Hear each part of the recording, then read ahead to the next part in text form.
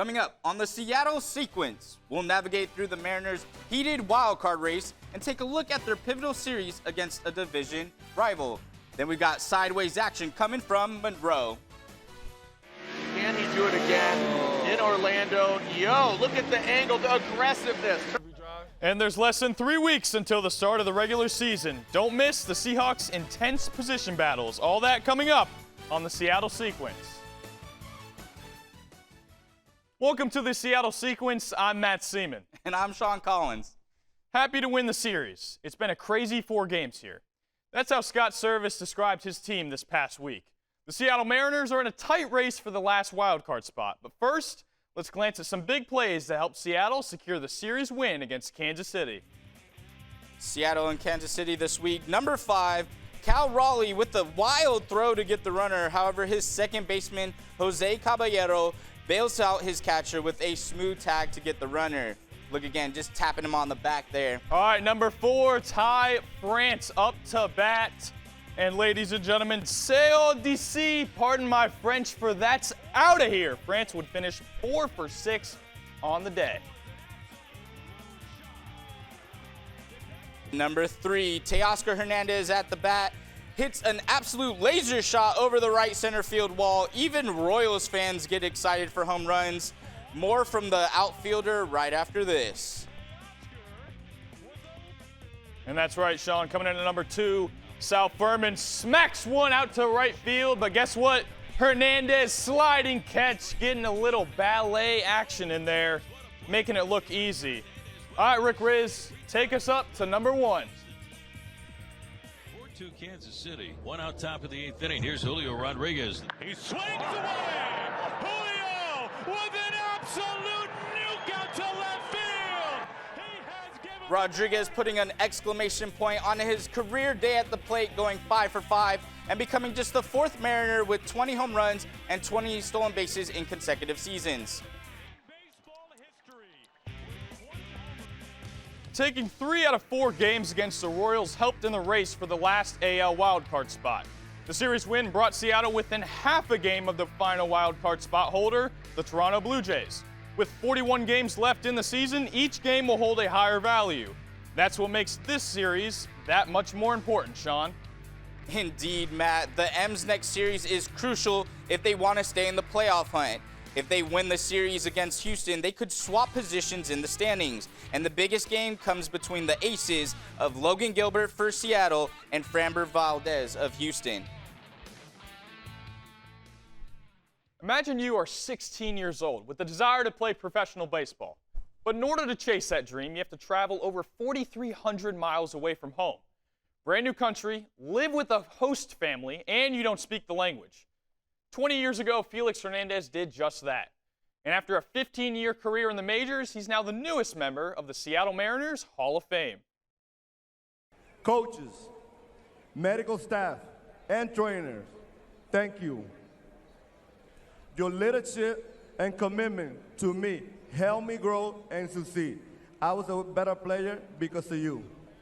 The perfect game, August 15, 2012, does not happen without you guys.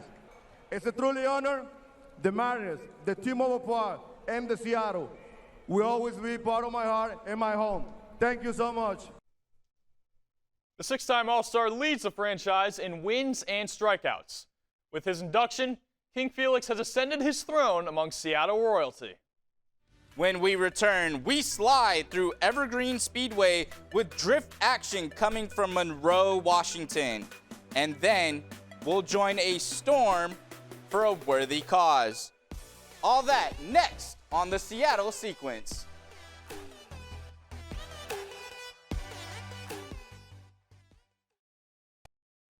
Welcome back to the Seattle Sea-Quence. I'm Sean Collins. And I'm Matt Seaman. All right, Sean, Seattle's known for coffee, throwing fish, and burning rubber? That's right, Matt. While Seattle is known mainly for those first 2 things, that third thing comes once a year. That's right, it's Formula Drift, Round 6, Throwdown. Formula Drift Round 6 in Evergreen Speedway, Washington, just 40 minutes north of Seattle. Okay, Sean, I'm looking at a figure 8 here. Explain to the viewers how this course exactly works. Certainly, Matt. First, you have a lead car and a chase car. They start at the starting block. They come around outside zone 1, keeping proximity and angle. Come into the power alley of zone 2 and 3, and then transition into outside zone 4 and finish with the win. Chelsea DeNofa was the winner in Orlando. He's looking strong this round. And that's because he's in the Pennzoil RTR Mustang, and he's going up against Rome Carpentier. Rome CPT trying to keep up, but just can't. Smoking him out. DeNofa gets the win this round. Leaving him in the dust. And Sean, call them McDonald's because the crowd is loving it.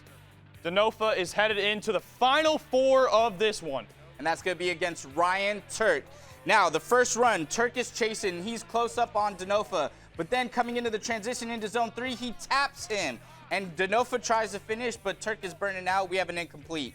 Second run, Turk leading now. And DeNofa comes into zone 3. And as they transition to zone 4, DeNofa smacks him. Turk tries to finish the run, but they would go one more time. DeNofa winning that round.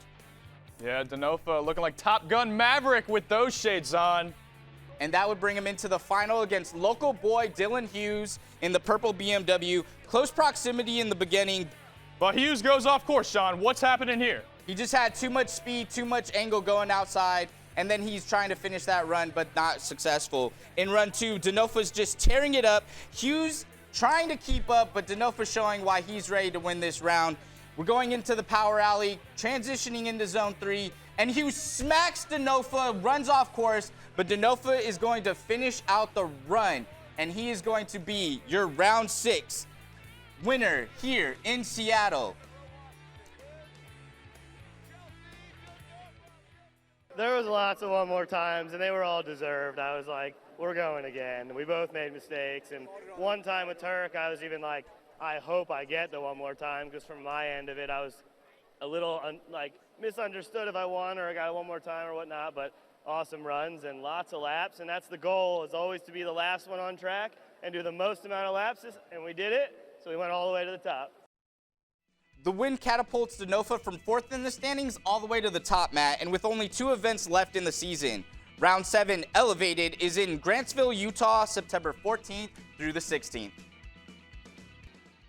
The Seattle Storm support a variety of different charitable events. On August 18th, the team will host the 8th edition of Storm Out Cancer Night. This year, the light will be shed upon Simone Edwards' legacy. Edwards was a 6'4" center born in Kingston, Jamaica. She helped Seattle capture their first WNBA championship in 2004. Earlier this year, she died after an arduous battle with ovarian cancer. In her honor, the Storm pledged to allocate proceeds from team shop sales to the Simone for Children Foundation. The mission is to empower Jamaican children by providing them with a healthy learning environment, all while continuing to honor her legacy. Still to come, the NFL season is just around the corner, and Seattle needs to lock down on a 53-man roster. We'll go over the Seahawks' preseason position battles. Don't go anywhere.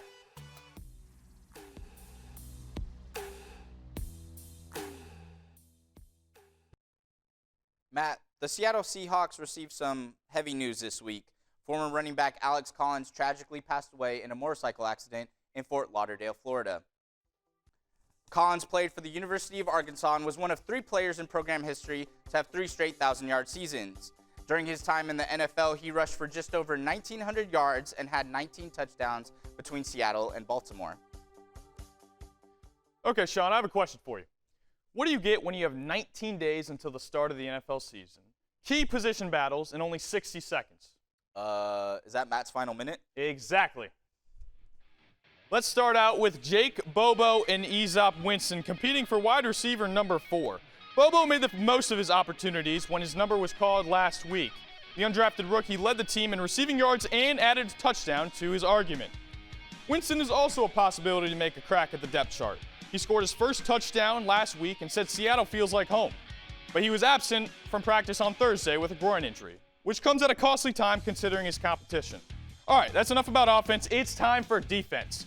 Competing for spots in the secondary are Kobe Bryant and Michael Jackson. Rest in peace to both stars, but I'm talking football.